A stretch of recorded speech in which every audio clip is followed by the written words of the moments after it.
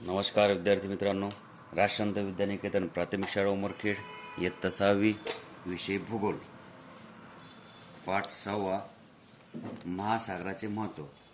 आपण मागच्या व्हिडिओमध्ये भौगोलिक स्पष्टीकरण पाहिले आहेत आणि या भागामध्ये पान नंबर 34 वर सांगा पाहू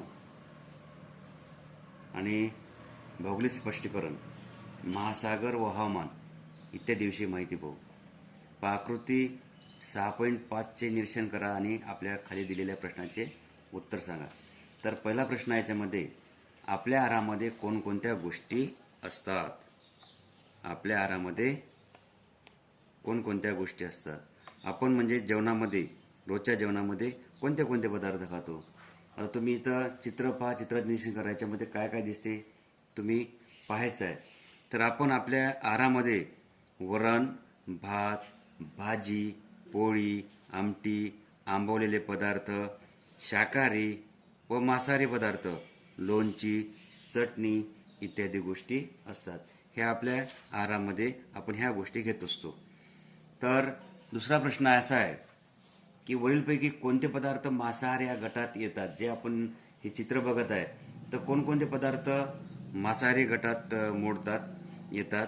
पहा, याच्यामध्ये मासे आहे, कोळंबी, कोंबडी, मटण इत्यादी पदार्थ मांसाहार या गटात येतात. नंतरचा प्रश्न आहे, यापैकी कोणते पदार्थ जलचरापासून बनवलेले असावेत? म्हणजे जे पाण्यामध्ये काही जे सजीव आहेत, प्राणी आहेत, जलचर प्राणी म्हणतो आपण त्याला, त्या जलचरापासून कोणकोणते पदार्थ बनवले असावेत? तर यापैकी म्हणजे मासे आणि कोळंबी आहे, हे जलचर पदार्थ आहे. कोळंबी आणि मासे या जलचर पदार्थापासून काही पदार्थ बनवले आहेत. आता याचं भौगोलिक स्पष्टीकरण पहा. आपल्यापैकी अनेक जण आहारामध्ये मासे खातात. मासे आपल्याला नदी, तलाव, महासागर यातून मिळतात. बरेच लोक मांसाहारी सुद्धा असतात आणि ते आपल्या आहारामध्ये मासे वगैरे खातात. तर हे मासे कुठून मिळतात? तर आपल्याला मासे नदी, तलाव, महासागर यातून मिळतात. नदी व तलाव याच्यापेक्षा म्हणजे नदी आणि तलाव याच्यापेक्षा महासागरातून मिळणाऱ्या माशांचे प्रमाण खूप जास्त असते.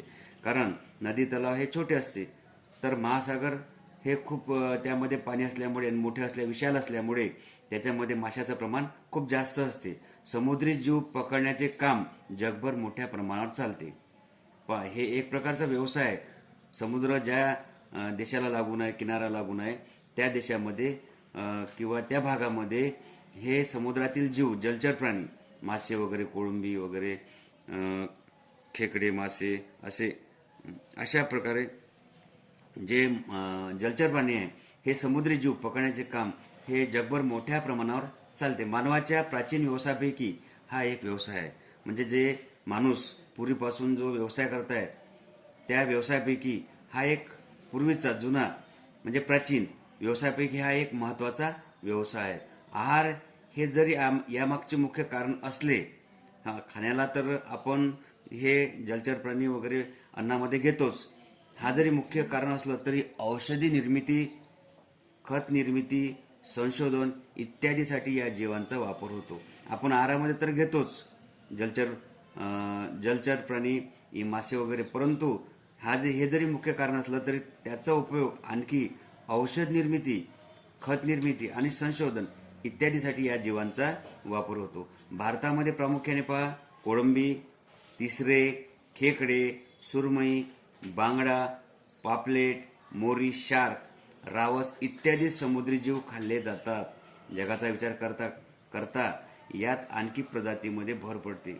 म्हणजे यापेक्षाही जे कोळंबी, तिसरे, खेकडे, सुरमई, बांगडा, पापलेट, मोरी, शार्क, रावस ह्यापेक्षाही जर जगाचा विचार केला तर याच्या दुसऱ्या आणखी सुद्धा प्रजातीचा यामध्ये भर पडते. आणखी सुद्धा जाती ज्या आहेत त्या बाकी ठिकाणी याच्यामध्ये भर पडते.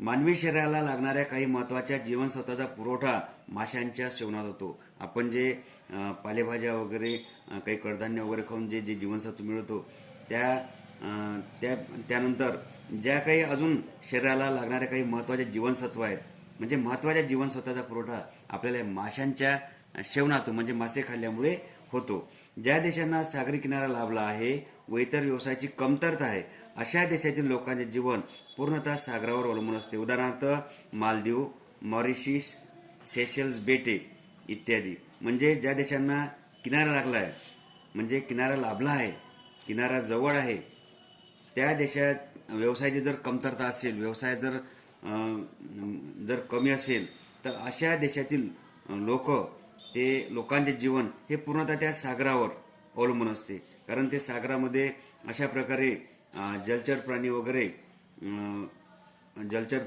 प्राणी जीव जे असतात त्यांचा व्यवसाय करतात आणि अशा प्रकारे त्या लोकांचा जो जीवन आहे ते सगळं त्या सागरावर अवलंबून असते. म्हणजे उदाहरणार्थ आता कोणते देश आहेत तर मालदीव, मॉरिशस, सेशल्स बेटे इत्यादी. म्हणजे या देशातील लोक हे सागरी किनारा जास्त लाभल्यामुळे त्या ठिकाणी ते व्यवसाय करतात. अशा प्रकारे आपण आज या भौगोलिक स्पष्टीकरणामध्ये की आपल्या आहारामध्ये कोणत्या गोष्टी असतात, मांसाहार पदार्थामध्ये कोणत्या कोणत्या पदार्थ मोडतात मांसाहार गटामध्ये, जलचर प्राणी कोणते आहेत, अशा प्रकारे आपण आणि कोणकोणते देश सागराच्या या ज्या देशाला सागर किनारा लाभला आहे ते देश या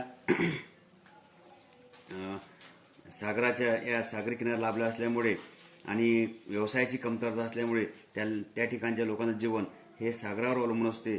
जसं मालदीव, मॉरिशस, सेशल्स बेटे इत्यादी. म्हणजे अशा प्रकारे आपण आज हा पान नंबर 34 भाग जो आहे आपण तो बघितला आहे आणि आपल्या आहारामध्ये आपण कोणकोणते पदार्थ घेतो त्याचे चित्राचे निरीक्षण सुद्धा आपण ते पाहिलं आहे. ठीक आहे विद्यार्थी मित्रांनो.